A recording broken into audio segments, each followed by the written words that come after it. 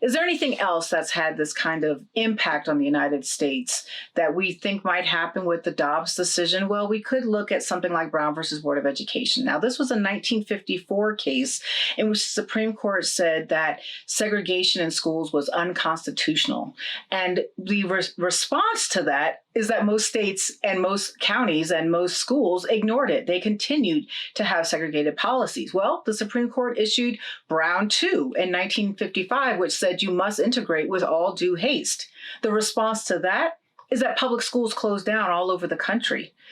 Private all white academies opened up. People began to move so that they wouldn't have to live in certain kind of places, which will always have an impact on voting. Well, we're going to see some of those same things happen with Dobbs, right?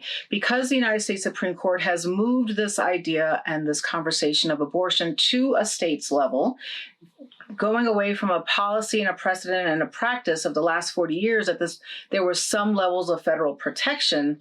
Well, now we're going to start to see that where you live matters, your jurisdiction matters, the street you're on can matter in terms of your right to access to reproductive protections. We're going to watch states have to figure out, what do I do now that we say we support these certain measures? How do we feel about assisted reproductive technology and some of the practices that are used in that industry to make determinations about viability and bringing these fetuses to life? How do we play with all of these notions that don't necessarily fall into smaller categories or are not even really bound by jurisdictions? So we're going to start to watch what happened in Brown versus Board of Education happening at this very local level. The same thing's going to happen with Dobbs.